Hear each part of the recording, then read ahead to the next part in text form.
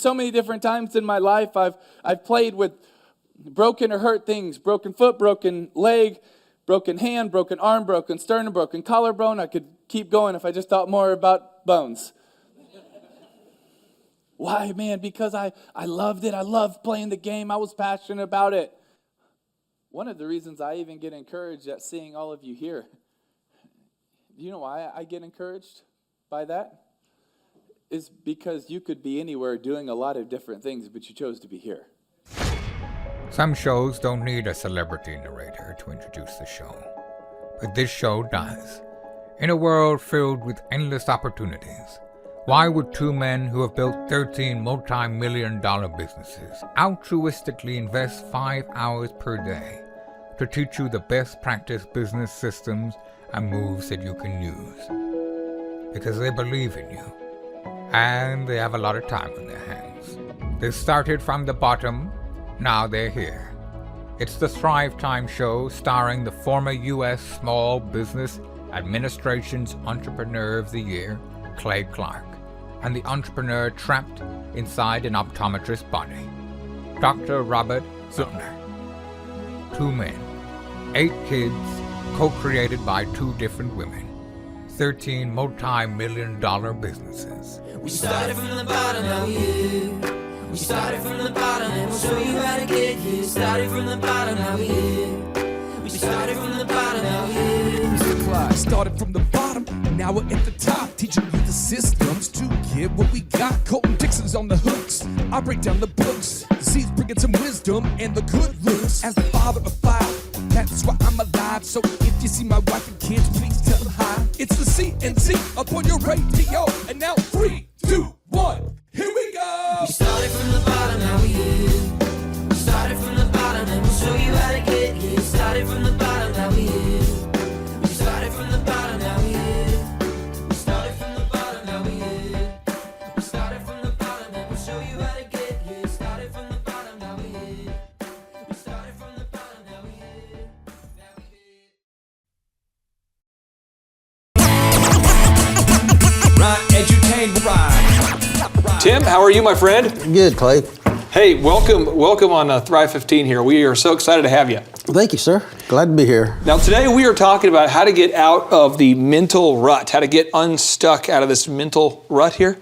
A lot of people, a lot of Thrivers we've talked to all across the world have told us they feel trapped. And really, there's kind of these 3 ways they're telling us they're feeling trapped. A lot of them say they built a business that there's no systems in place.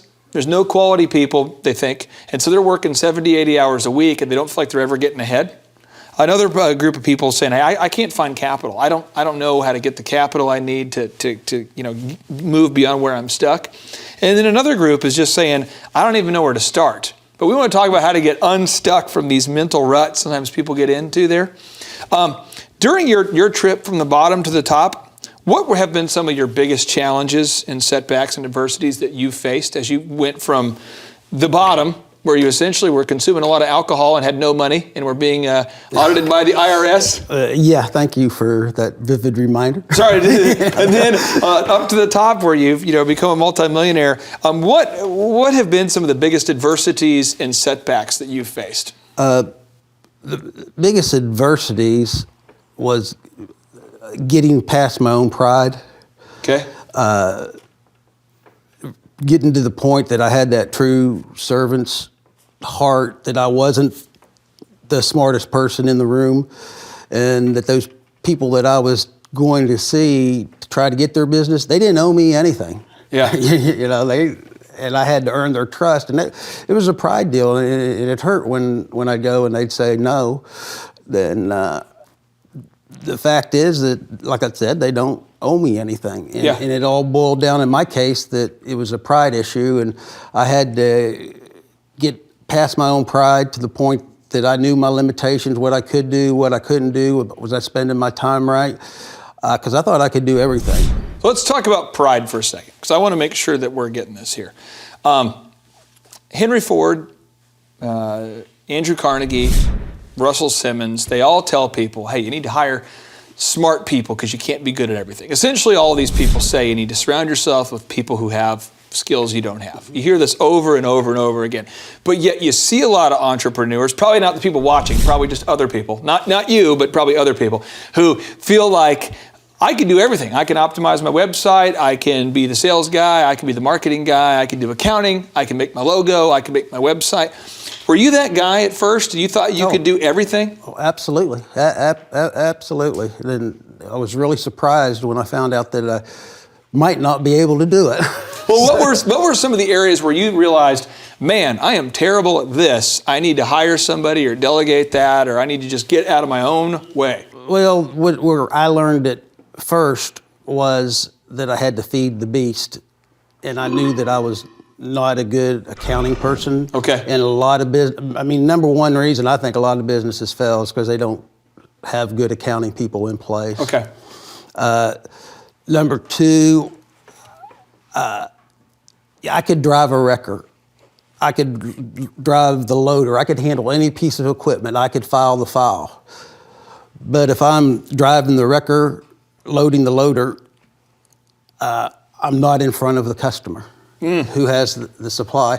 And I'd went to one of our American Salvage Pool Association conventions, and I believe the speaker was Mike Gerber. I may be wrong. And he made the comment that you need to work. Do you want to work in your business or on your business?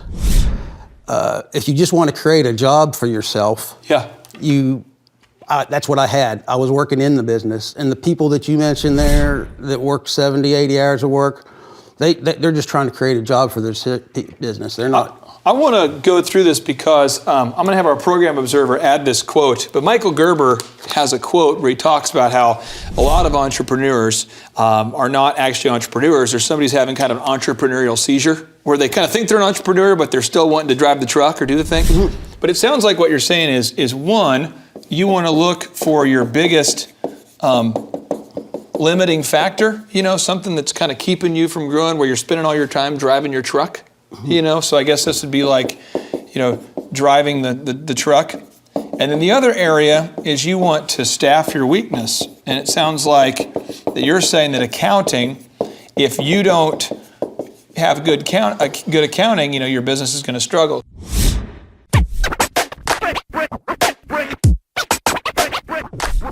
Were there any other limiting factors where you said, hey, I can't drive my truck anymore. I can't do anything else where you said, I can't spend my whole day doing this anymore? I got to the point I realized I had to feed the beast. And feed the beast. Yeah. Feed the beast. I could drive that truck and make $100 bringing those cars in. Yeah. But if I'm driving that truck, I'm making $100 here. I'm not sitting in front of Mr. Customer that has 1,000 cars a month. Do you know how much money I can make on 1,000 cars a month at $500 revenue per car? So what you're looking for is your highest best use. In best use. Okay, so these are the big three I'm getting here. Is one, you're saying, look for your limiting factor. So if you're watching this and you, let's say that you have a bakery, maybe you actually baking cakes is not maybe the highest and best use, or maybe that's your limiting factor is that you're doing that. You're spending your whole day doing that. The second is staff your weakness, things you're not good at. You mentioned accounting. And then look for your highest and best use. So if you're an owner, what is your highest and best use? Yes. And you said feed the beast. Feed the beast. Well, did you go into beast mode? Could that be safe to say? Were you? I went into share the story mode. Okay. And I believe that building relationships is the key to the business, and it's not a 3-year business. This is a lifetime business. And when our customers would come in and see my wife now with 2 kids and a third one sticking out, that these people, it's like the pig and ham story. These people are committed. This is their life. This is what they have a passion for. Yeah. And your best salesmen are your customers.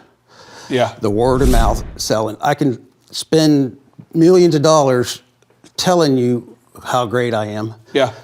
Or I can do my job and show you and let somebody else tell you. And just so that the pig and ham story is not lost to anybody who doesn't understand that, can you explain the pig and ham story for people who maybe aren't aware of that? The ham and eggs for breakfast. Okay. And that the ham is, the pig is committed and the chicken is involved. Okay. Because the pig gave his life for the meal. Yeah, at least one leg, and he's walking around with a little hump. Yeah. So you want to show you're committed, and you want to spend, if you're a business owner, you want to spend your time on whatever your highest and best use is. You want to staff your weakness, and you want to identify your biggest limiting factor and blow that up. Yeah, and the last thing is number 4 is to hire the people that's going to protect what you have. Oh, okay, so protect what you have. The easiest customer to sell is a customer that you have. And if you lose him, if you lose a customer that was giving you 10 cars a month or 10 widgets a month, not to gain that back, you got to find somebody that's doing 20 because you got to make that 10 up before you can get back just to where you were. Yeah. So when I hired the guys to support staff, I told them that I alone are the only one that's allowed to tell an insurance company no. You're not allowed to. If somebody's going to tell them no, it's going to be me. Now, Lee Iacocca, he was the guy who took over Chrysler when they were basically headed into bankruptcy. They were falling apart, and he helped turn that company around. He has this quote he says, which I've used often, and it kind of keeps me motivated when things are tough. He says, in times of great stress or adversity, it's always best to keep busy, to apply your anger and your energy into something positive. So when you'd get rejected, it seems to me like you didn't spend a whole lot of time, marinating on that thought. You're more of like, well, got to keep going, right? I mean, was that kind of what you did? Is just kept going? Oh, absolutely. Okay. Absolutely. And then we would, if we couldn't go out and generate any new business, we would look at the current business we had and say, hey, are we missing any areas? Are there any other areas we can service these people in? For example, they need somebody to come and get people have to come to the car and get out their personal stuff in the vehicle. Yeah. Could we have a service that delivered that back to them?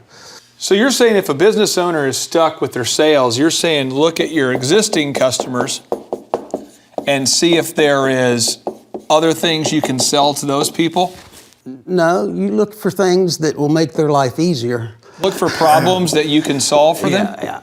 Okay. Don't ever bring up a problem to them unless you have the answer already. Okay. And then also you were looking for new customers too, right? Oh, all the time. All the time. Okay. So if you're watching this and your sales are stagnant, I guess what your advice would be to look for other problems that your customers already have that you can solve? And it just comes by listening to them and really listening to them when you're in the sales call and not thinking about what am I going to say next and hear what he's saying.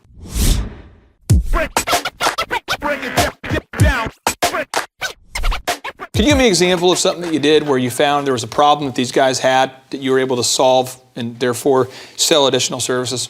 Well, one was a pilot program that we had was pretty successful for a long time.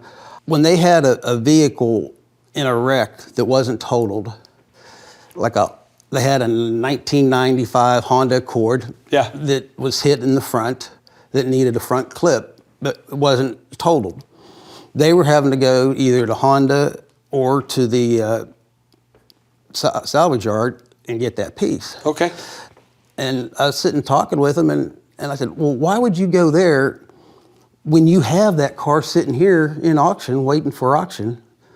Do you really want to sell that to somebody else, let them take off the pieces and charge you for them? And he said, well, that's a good idea. So we would take certain parts off the car and charge them, a labor fee to take it out and deliver it and put it on the car, reduce the cost of their claim once again, and raise their profit. Wow. So you consistently look for ways to help your customers additionally. Mm-hmm.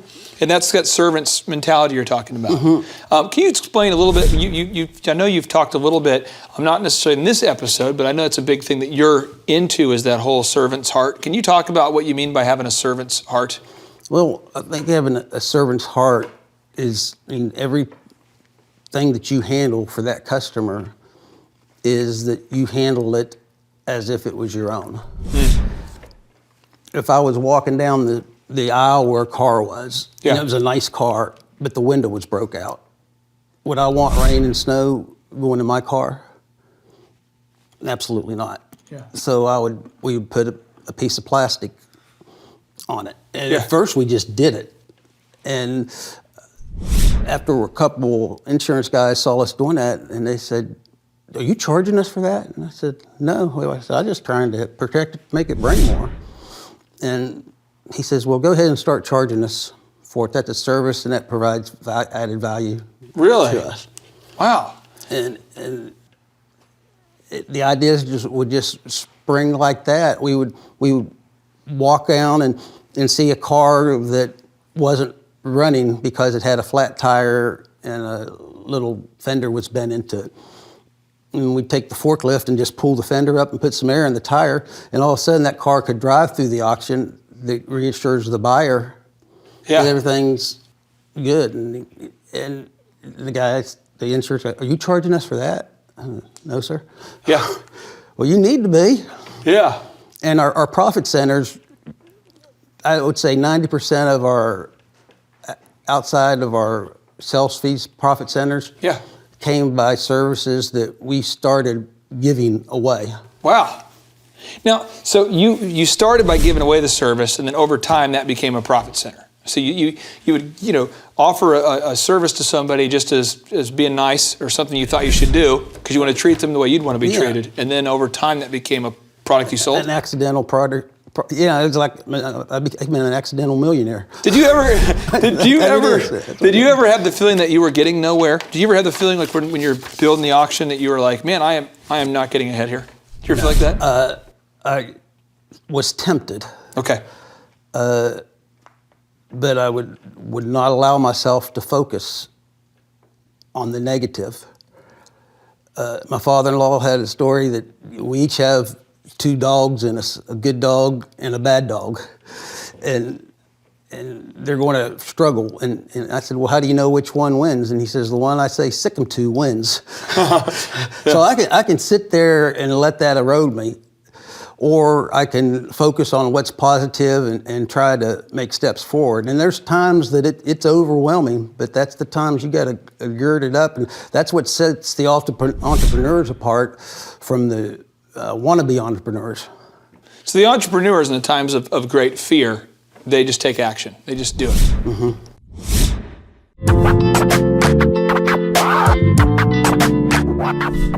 Now I want to read this quote to you because this is a quote that the Reverend Martin Luther King Jr. once said that blew me away the first time I read it. But he had said, "The ultimate measure of a man is not where he stands in moments of comfort or convenience, but where he stands at times of challenge and controversy." So you measure a man based on how he deals with these challenging situations. That's what it sounds like. When the pressure's on, that's what comes out. You want to see if a guy's what he says he is. Yeah. Let him hit his thumb with a hammer and see what comes out of his mouth. That's the deal. What comes on when the pressure's on is what's really inside. So let me ask you, what is your method to keep yourself moving forward positively on a daily basis when things maybe today feel like they're falling apart, or when they back in the day when you were building the business? What is sort of the method that you do on a daily basis to keep yourself moving forward when you have these challenging situations? Well, I look at it this way. God blesses us with both adversities and comforts. Okay. Both are blessings. It's what you do with them is how you handle them. And you can't take the comforts and not take the adversities. And the Bible's full of stories of guys that were thrown in pits and sold as slaves by his own family. One guy kills a guy, lives in the desert for 40 years. Another Jewish orphan lady ends up being the queen of all the country. If those people hadn't had faced those great adversities, they never would have risen to greatness. So you're saying you believe God gives you both adversities and comforts. Yeah. And you can't be thankful for one and not the other. They're equally as important. Okay. How can you be strong and not lift weights? How can you be a golfer and not golf? Mm-hmm. How can you be an entrepreneur and not work? Yeah. Yeah, that makes sense. Let me ask you this. John Maxwell is a best-selling author. He wrote the book 21 Laws of Leadership, 21 Irrefutable Laws of Leadership. And he says this quote, he says, "The secret of your success is determined by your daily agenda." Tim, walk us through what your daily agenda looked like when you were growing your business. What did you do on a daily basis to keep you moving beyond surviving? You'll think I'm a nut. Go for it. I want to hear it. It really took off. For like I said, my biggest accomplishment the first 2.5 years is that I didn't kill my business. Okay. I started doing a Bible study by a gentleman experiencing God. Okay. And it says it leads you to a crisis of belief. And I was having that crisis of belief because I hadn't made payroll for Marie and I in 2 or 3 months. You hadn't paid yourself for 2 or 3 months. Yeah. Oh yeah. Yeah. That happens. You know. Yeah. Hey, you just Do what you have to do. eat fried potato sandwich. Yeah. Eat a bowl of cereal. You know how many times my brother laughed at me because he'd asked, "What do you have for dinner?" I said, "Cereal." Yeah. Because that's what we had. That's a serial entrepreneur right there. You're Yeah. eating cereal until the business takes off. And that goes back to the pride issue too. Is a lot of young entrepreneurs think they have to be driving the Porsche or they have to have the $600 suit, and they have to. But you know, you shake them upside down, you can't get a nickel out of their pocket.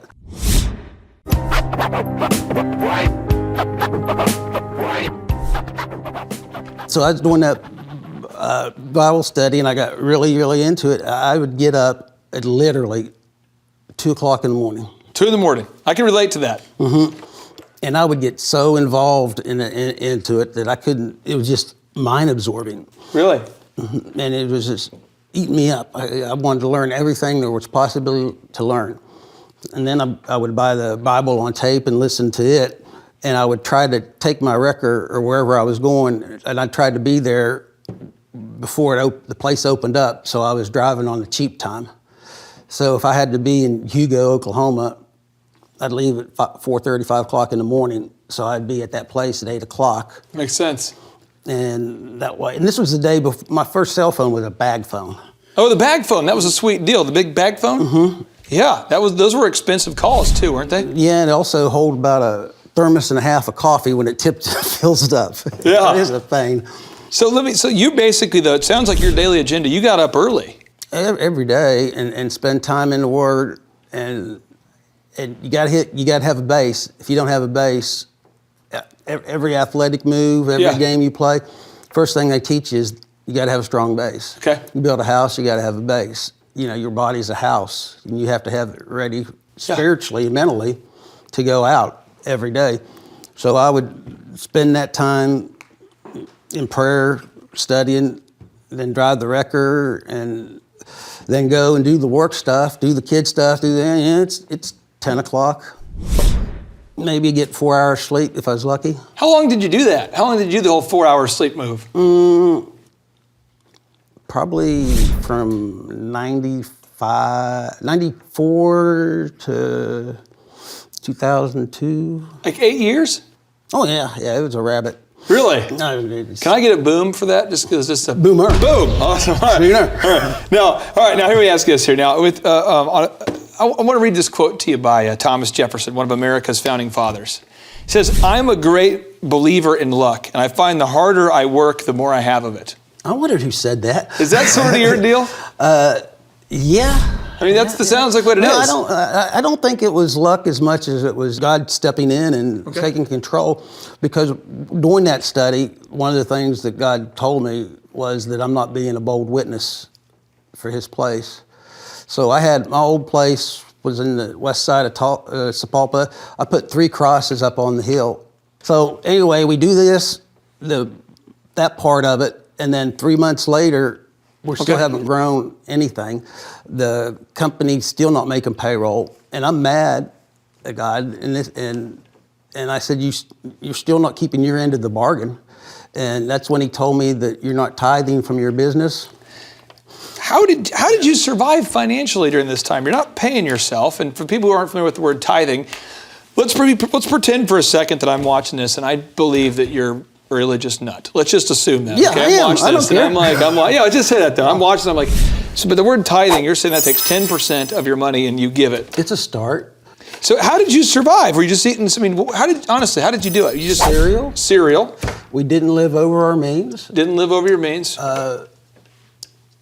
And cereal. Cereal. That was basically the deal. Made sure the kids had. What was your favorite kind of cereal?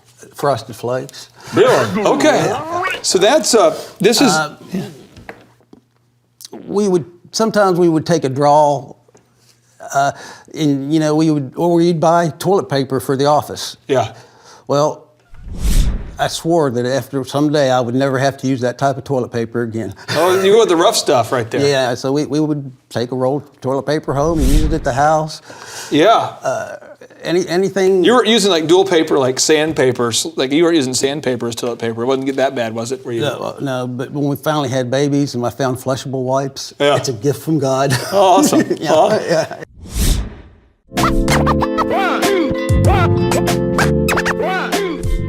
This is amazing here. Now, Andrew Carnegie, he says this quote, I'm going to read this to you. He says, people who are unable to motivate themselves must be content with mediocrity, no matter how impressive their other talents. Andrew Carnegie, this is a guy who, dropped out. He didn't even graduate from high school, and he became one of the world's wealthiest people. And he lays out this principle. What did he say? He says, people who are unable to motivate themselves must be content with mediocrity, no matter how impressive their other talents. So do you feel like God motivated you, or did you motivate yourself? Or how did you stay motivated? There's so many people who are not motivated, constantly, how do we stay motivated? How did you get yourself motivated? I believe it all goes back to that night where he came over me and took my desire for alcohol away. And I think God looks for people to honor him. Okay. All right. The more you honor him, there you go, the more grace he throws down upon you. Yeah. And that's where a guy named R.J. Letourneau. R.J. Letourneau? Are you familiar with him? No. He wrote a book, autobiography called Mover of Man and Mountains. Okay. He invented the bulldozer. He sold his company to Caterpillar. And after several years, after his non-compete was up, he started another company. He lived on a reverse tithe, where he lived on 10% and gave away 90%. Really? And this is where people think that I'm a nut, because I told Marie when I read this, and then I realized, I think J.C. Penney did it also. That became my goal. And I wrote my first tithe check. We made just a little bit of money. 3 weeks later, my number one competitor in town was bought out by a NASDAQ company, NASDAQ indicator company. It was let known to us that, no, we're not interested in you. Ooh. We have the money, we have the technology, we have the sales force, we have the marketing. Only 4 things that I didn't have. Yeah, yeah. And I had just wrote my first tithe check. And I thought, God, what in the world have you got me into? Yeah. And I always believe, I read a book once by a guy named Bruce Wilkinson that read, and I think it's called Secrets of the Vine. Until you get yourself to a point that you're guaranteed to fail, he can't help you. I was there. If you don't mind me asking, or if you don't want to share, it's okay. But for the Thrivers out here who are watching this and kind of thinking, you are one crazy dude. If someone's watching this feeling like that, do you ever feel like that? I mean, do you ever feel like you're crazy? Did you ever feel like you were crazy? Because you obviously have a very strong conviction in your beliefs. Did you ever feel like you were crazy? Crazy in a good way. Okay. Because you got to have that passion. If you don't have passion, you don't have anything. You might as well go punch tickets and say hello to people when they walk in, because it doesn't matter. Now, let me ask you this final question for you. For anybody watching this right now who just feels like they are stuck in a rut, they can't get out of it, they're just totally they're working all the time, they're not feel like they're getting ahead. What advice would you have for them, my friend? What's the final bit of advice you want to give them? Well, if they're stuck in that rut and they're working all the time, they got to decide, like Gerber said, do you want to work on your business or do you want to work in your business? Okay. And if they want to work in their business, status quo, you know what the rest of your life's going to be like. Okay. If you want to work on your business, go out and bring the people in that you need to bring in. Awesome. Make the sacrifice necessary to make it happen. My friend, I appreciate you investing your time. I know time is your most precious resource. I know it's hard for people to understand, but when you're a mentor on this program, a lot of you all have had some considerable financial wins in your life, but you can't make more time. You can always make more money. And I appreciate you giving of your time and being here today to mentor people that you don't know all across the planet who need this kind of training. So thank you, my friend. Thank you. Appreciate it. JT, do you know what time it is? 4:10. It's Tebow time in Tulsa, Jerusalem, baby. Tim Tebow is coming to Tulsa, Oklahoma. During the month of Christmas, December 5th and 6th, 2024, Tim Tebow is coming to Tulsa, Oklahoma in the 2-day interactive Thrivetime Show Business Growth Workshop. Yes, folks, put it in your calendar. This December, the month of Christmas, December 5th and 6th, Tim Tebow is coming to Tulsa, Oklahoma in the Thrivetime Show 2-day interactive business growth workshop. We've been doing business conferences here since 2005. I've been hosting business conferences since 2005. What year were you born?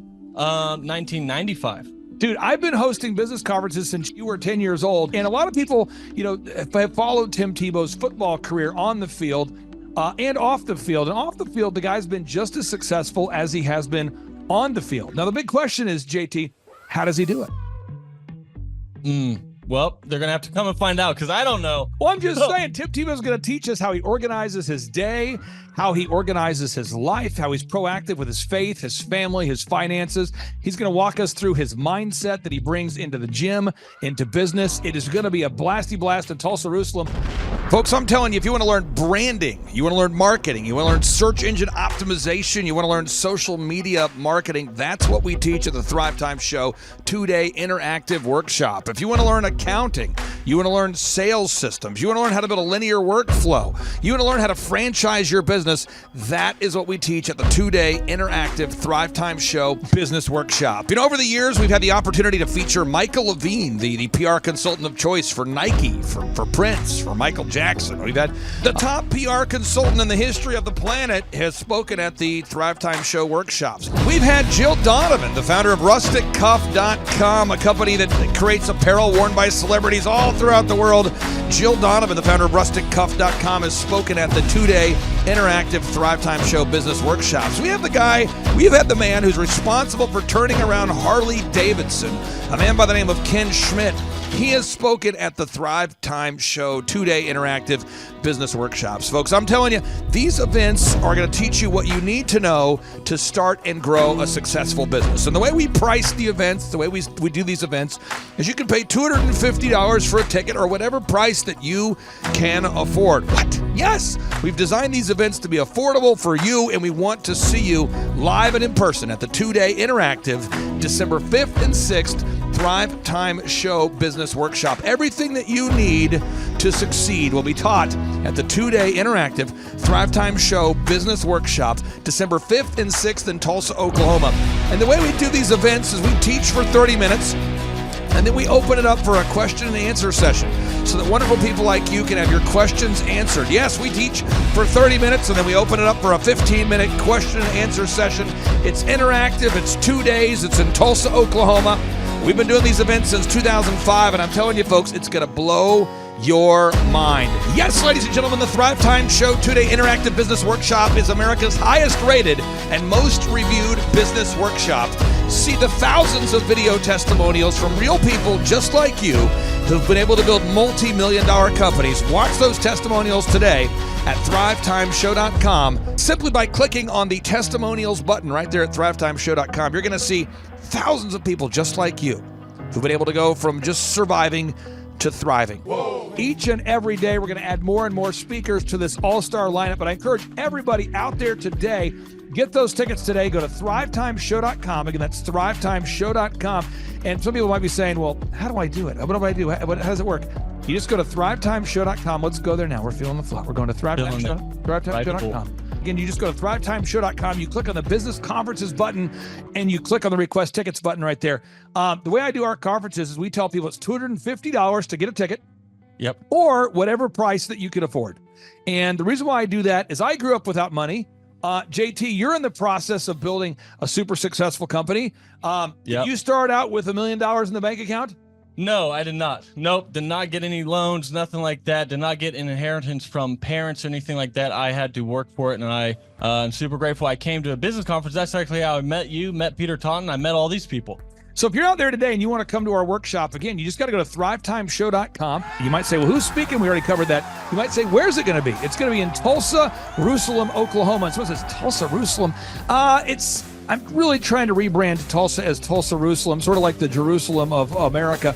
But if you type in Thrivetime Show and Jinx, you can get a sneak peek or a look at our office facility. This is what it looks like. This is where you're headed. It's going to be a blasty blast. You can look inside, see the facility. We're going to have hundreds of entrepreneurs here.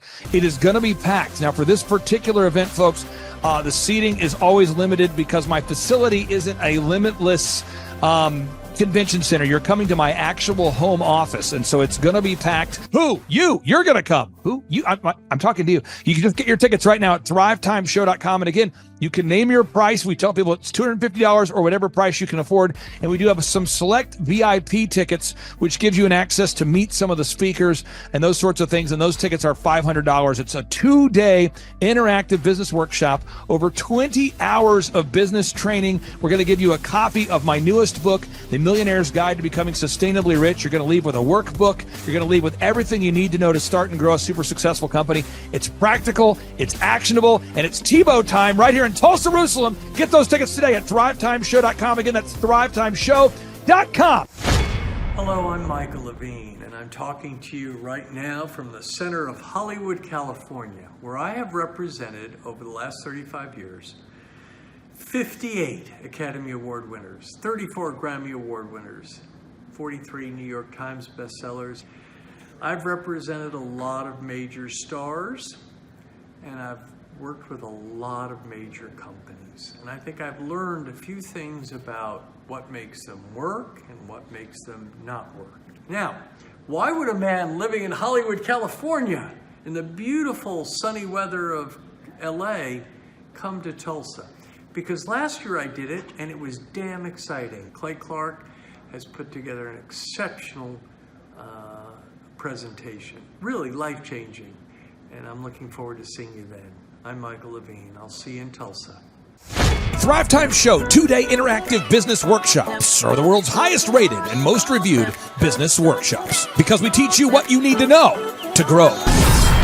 You can learn the proven 13-point business systems that Dr. Zellner and I have used over and over to start and grow successful companies. I mean, we get into the specific steps on what you need to do to optimize your website. We're going to teach you how to fix your conversion rate. We're going to teach you how to do a social media marketing campaign that works. How do you raise capital? How do you get a small business loan? We teach you everything you need to know here during a 2-day, 15-hour workshop. It's all here for you.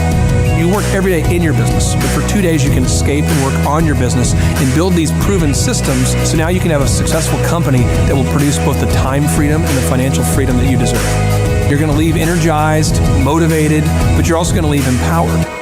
The reason why I've built these workshops is because as an entrepreneur, I always wish that I had this. And because there wasn't anything like this, I would go to these motivational seminars, no money down, real estate, Ponzi scheme, get motivated seminars, and they would never teach me anything. It was like you went there and you paid for the big chocolate Easter bunny, but inside of it, it was a hollow nothingness. And I wanted the knowledge, and they're like, oh, but we'll teach you the knowledge after our next workshop.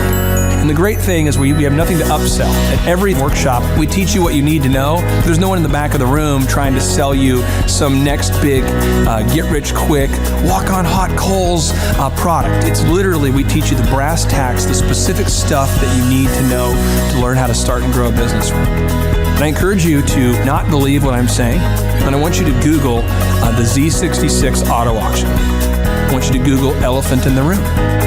Look at Robert Zellner and Associates. Look them up and say, are they successful because they're geniuses, or are they successful because they have a proven system? When you do that research, you will discover that the same systems that we use in our own business can be used in your business. Come to Tulsa, book a ticket, and I guarantee you it's going to be the best business workshop ever, and we'll even give you your money back if you don't love it. We've built this facility for you, and we're excited to see you. And Now you may be thinking, what does it actually cost to attend an in-person 2-day interactive Thrivetime Show business workshop? Well, good news. The tickets are $250 or whatever price that you can afford. What? Yes, they're $250 or whatever price you can afford. I grew up without money, and I know what it's like to live without money. So if you're out there today and you want to attend our in-person 2-day interactive business workshop, all you got to do is go to thrivetimeshow.com to request those tickets. And if you can't afford $250, we have scholarship pricing available to make it affordable for you. I learned at the Academy, Kings Point in New York. Acta non verba. Watch what a person does, not what they say. Good morning, good morning, good morning. Robert Kiyosaki, the Rich Dad Radio Show. Today I'm broadcasting from Phoenix, Arizona, not Scottsdale, Arizona. They're close, but they're completely different worlds.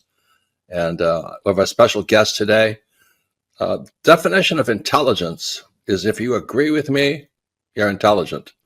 And so this gentleman is very intelligent. I've done this show before also, but very seldom do you find somebody who lines up on all counts. And it's a Mr. Clay Clark. He's a friend of a good friend, Eric Trump. But we're also talking about money, bricks, and how screwed up the world can get in a few and a half hour.